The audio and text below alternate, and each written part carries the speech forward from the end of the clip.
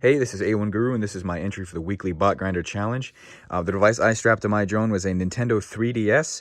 I thought to myself, what's the stupidest thing I could put on my drone? And the immediate answer was a Nintendo 3DS.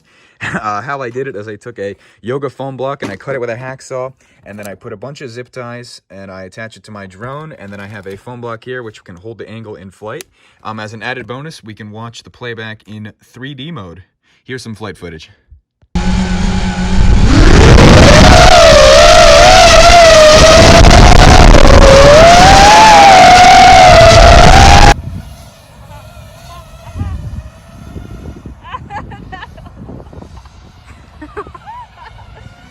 Just like sending it away.